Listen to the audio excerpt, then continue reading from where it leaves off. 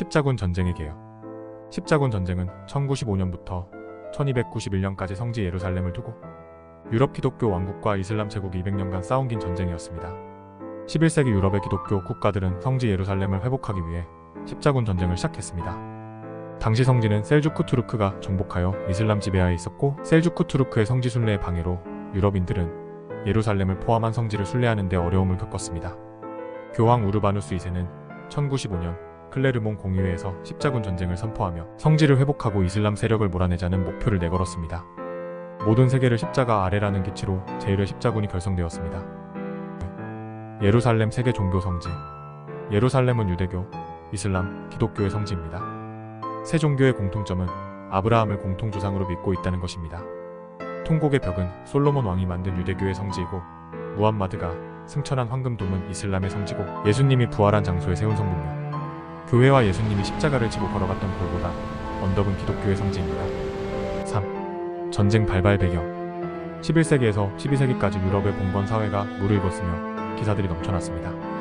유럽에서는 십자군 전쟁을 통해 기사들의 호전성과 폭력성을 외부로 돌리고 내부의 결속과 평화를 도모하려는 의도가 있었으며, 또 하나의 이유는 교황입니다. 당시 교황은 동로마 황제에 대해 굉장한 콤플렉스가 있었습니다.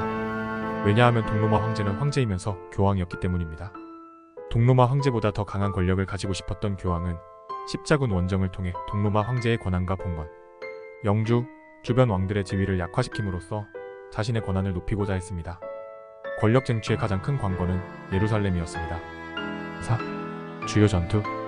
십자군 전쟁은 11세기부터 13세기까지 약 200년 동안 지속되었으며 수많은 전투가 벌어졌습니다. 1099년 예루살렘 함락은 십자군 전쟁의 가장 중요한 전투 중 하나로, 십자군은 예루살렘을 점령하고 예루살렘 왕국을 세웠습니다.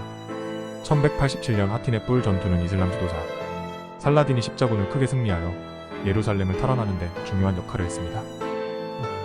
이슬람 지도자 살라딘 등장. 살라딘은 1137년 유목민족인 쿠르드족으로 태어나서 1193년까지 이슬람 세계의 강력한 지도자였습니다. 그는 십자군에 맞서 싸워 예루살렘을 탈환하는 등 이슬람 세계를 통합하는 데 큰 공헌을 했습니다. 살라딘은 용맹함과 전략적 능력으로 유명했으며 그의 공정성과 관용으로 기독교인들로부터도 존경을 받았습니다. 6. 살라딘의 십자군과의 전투. 살라딘은 십자군과 여러 차례 전투를 벌였으며 그의 가장 큰 승리는 1187년 하틴의 뿔 전투였습니다. 이 전투에서 살라딘은 십자군을 완전히 격파하고 예루살렘을 탈환했습니다. 살라딘은 전쟁에서 승리했음에도 불구하고 기독교 순례자들이 예루살렘을 방문하는 것을 허용하는 등 관용적인 모습을 보였습니다. 7. 십자군 전쟁의 영향. 십자군 전쟁은 유럽과 중동 사회에 큰 영향을 미쳤습니다. 유럽은 십자군 전쟁을 통해 이슬람 문화와 접촉하면서 새로운 무역 루트를 개척하고 경제 발전을 이루었습니다. 중동은 십자군 전쟁으로 인해 혼란과 불안정에 휩싸였으며 이슬람 세계와 기독교 세계 사이의 갈등이 심화되었습니다. 8. 전쟁으로 인한 문화적 교류. 십자군 전쟁은 단순히 전쟁 이상의 의미를 지닙니다. 서로 다른 문화권의 충돌과 교류를 통해 새로운 사상과 기술이 전파되었습니다. 유럽은 아랍의 과학, 의학, 철학 등을 접했습니다. 이슬람 세계는 유럽의 군사기술과 건축기술을 접했습니다. 9. 전쟁의 역사적 유산. 십자군 전쟁은 역사 속에 깊은 흔적을 남겼습니다. 이 전쟁은 유럽과 중동의 관계를 재정립하고 서구와 이슬람 세계의 충돌을 심화시켰습니다. 십자군 전쟁의 유산은 오늘날까지도 이어지며 서구와 이슬람 세계의 관계에 큰 영향을 미치고 있습니다.